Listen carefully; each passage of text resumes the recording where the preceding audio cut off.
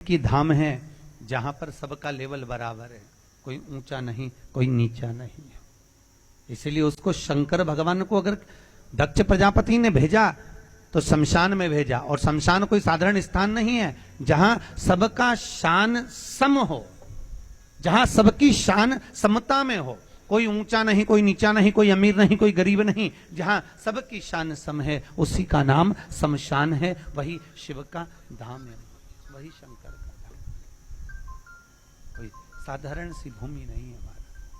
जिस पुराण को हम श्रवण करने के लिए बैठे हैं, ये पुराण कोई सहजता नहीं है महाराज। 24,000 श्लोक शिव महापुराण के अंतर्गत है महाराज। 24,000 श्लोक, 12 संहिता शिव महापुराण में है। 24,000 श्लोक और 12 संहिता का अपार समुद्र है शिव महापुराण, अपार समुद्र।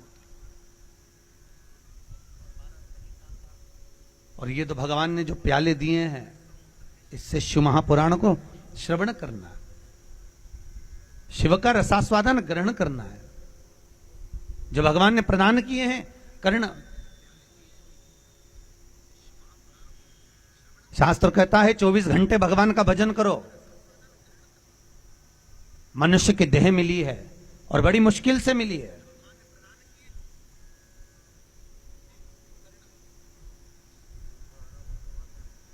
और आपने वचन दिया था भगवान को मानव देह पाने के लिए।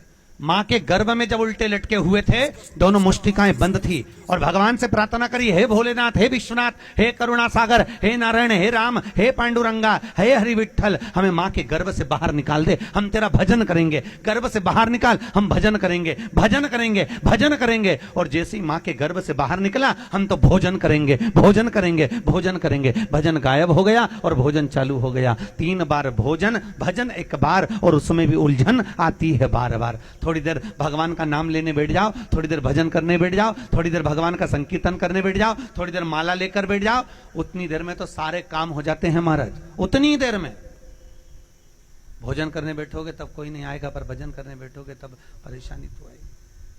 भोजन करने बैठे तब कोई नहीं आने वाला, पर थोड़ी सी देर तुम भजन करने बैठ जाओ। कई लोग हनुमान चालीसा पढ़ने बैठते हैं ना, जय हनुमान ज्ञान गुण सागर, जय कपीत लोक उजागर, राम दूत अतुल्य बल धामा, अंजनी पुत्र पवन सुत नामा, महावीर विक्रम बजरंगी, कुमति निवार सुमति के संगी, कंचन बरन विराज सुबेसा, कानन कुंडल कुंचित के सा। पूरी चालीसा चलती रहे और उसका पूरे घर का काम चलता रहे, पूरे घर का। और वही चलते चलते जय हनुमान ज्ञान गुण सागर, देखना उसके पास में लोग की हो तो ले ले आधा किलो, और 1 किलो शक्कर लिया ना, आधा किलो चाय की पत्ती लिया ना। जय हनुमान ज्ञान गुण सागर, जय कपीत लोक उजागर। भगवान भी सोच रहा है पहले जा तो जाप कर ले या सामान खरीद ले, भगवान को भी लगा, पर नहीं। मनुष्य देह मिली, बड़ी मुश्किल से मिली, बड़ी कठिन। और ध्यान दें, कोई कहता है बचपन तो हमारे लिए अभी खेलने की उम्र है, जवानी भोग और विलास की उम्र है, अधेड़ी कमाने की उम्र है, और फिर बुढ़ापा, उसमें भगवान का भजन हो जाएगा। बहुत कठिन, बहुत कठिन महाराज। शास्त्र कहता है भजन करो भरी जवानी में, बुढ़ापा किसने देखा है। आप लोगों ने देखा है क्या? अरे बोलो तो सही कि कोई बुढ़ापा आएगा, जीवन का क्या ठिकाना है महाराज। सत्य कहा, भजन करो भरी जवानी में, बुढ़ापा किसने देखा है। भजन करो भरी जवानी में, सब गाइए, दोनों हाथ किसने देखा है। भजन करो भरी जवानी में, बुढ़ापा किसने देखा है। भजन करो भरी जवानी में, बुढ़ापा किसने देखा है। बुढ़ापा किसने देखा है, बुढ़ापा किसने देखा है। बुढ़ापा किसने देखा है। बुढ़ापा किसने देखा है। बुढ़ापा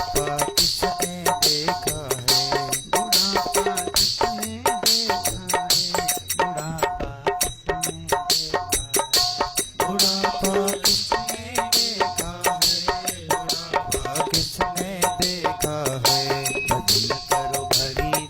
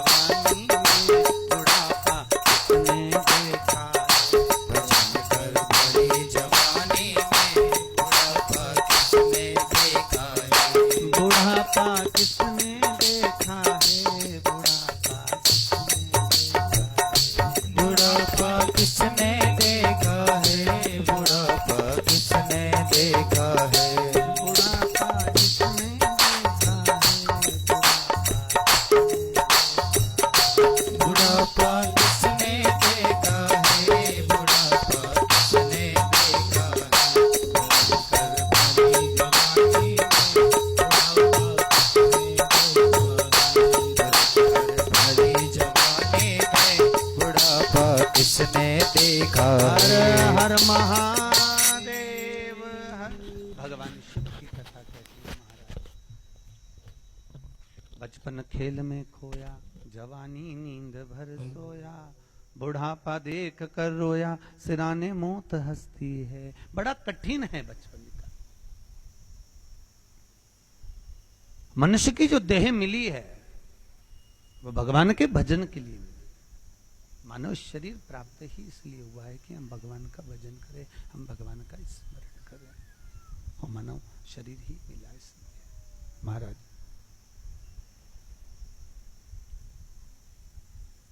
शास्त्र कहता है 24 घंटे भगवान का भजन करो। कितने घंटे? जम के बोलिए जरा। 24 घंटे। 24 घंटे भगवान का भजन करो, और 24 घंटे नहीं कर सकते तो कम से कम 12 घंटे भगवान का भजन जरूर करो। अपनी करमाला में है कोई 12 घंटे भजन करे? अरे बोलो तो सही। फिर शास्त्र कह रहा है तुम 12 घंटे भजन नहीं कर सकते तो कम से कम 6 घंटा तो करो रे। ए करमाला वालों, 6 घंटा करो। और 6 घंटा भजन नहीं कर सकते तो कम से कम 3 घंटा करो, पर भजन जरूर करो। 3 घंटा अगर तुम भजन नहीं कर सकते तो कम से कम 1.5 घंटा करो। 1.5 घंटा नहीं कर सकते तो कम से कम आधा घंटा तो, अरे बोलो तो, जरूर करो।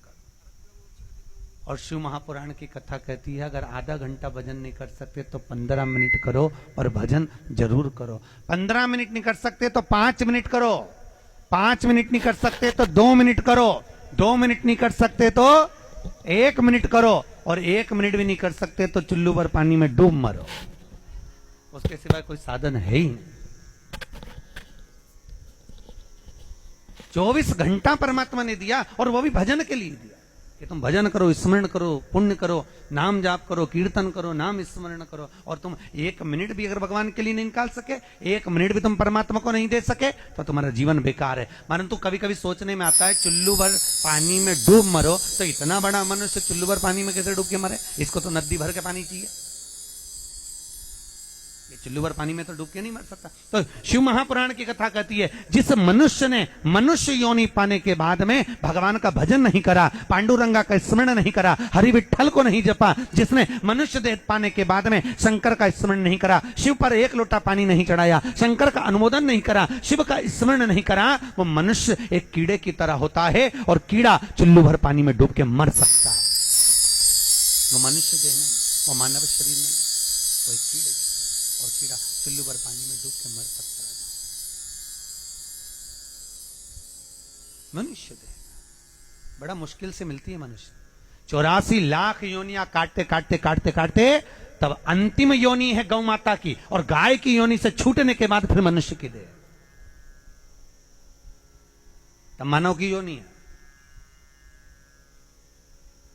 कीट, पतंगा, चींटी, झिंगुर, ऐसे बढ़ते जाओ बढ़ते जाओ। अगर आप लोगों ने गरुड़ पुराण पढ़ी हो तो गरुड़ पुराण का 5वां अंश कहता है, गरुड़ पुराण के 5वें अंश में लिखा है कि नीचे से कुत्ते की योनि है 4थे नंबर की, और 84 लाख योनि, चौथे आखिरी की जो 84 लाखवीं योनि है वो गौ माता की योनि है, और गौ माता की योनि के बाद जो योनि छूटती है वो मनुष्य की योनि है, वो मानव की देह है।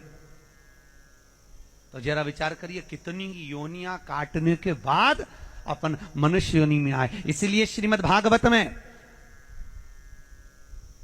शास्त्र कहता है, जड़ भरत के चरित्र का जब श्रीमद् भागवत में वर्णन किया तो हिरण की योनि का चरित्र का वर्णन किया, और हिरण की योनि से छूटने के बाद मनुष्य योनि का चरित्र वर्णन किया। क्यों कहा? तो यहां शास्त्र कहता है कि गौ माता की सेवा करते करते करते करते किसी के प्राण अगर छूट जाते हैं तो वो सीधे मनुष्य की योनि में चला जाता है। और मालूम पड़े, इसलिए हमारे यहाँ शास्त्र कहता है कि गौ माता की सेवा करो, गाय की सेवा करो। पर आज के जमाने में हमने देखा ये करमाला में लोग, हम आ रहे थे पंढरपुर दर्शन करके कल, तो हमने आते आते देखा कि करमाला में लोग गाय की सेवा कम, भैंस की सेवा ज्यादा कर रहे हैं। बहुत बहुत भैंस बंधी हुई थी पूरे यहां से वहां तक में। हाँ, आप देखना कभी जाते जाते, जिसकी यहां देखो वहां भैंस बंधी, गाय थी 2, भैंस थी 4। अच्छा ईमानदारी से बोलो, गाय का जो बेटा होता है, गाय का जो बछड़ा होता है, उसको क्या कहते हैं?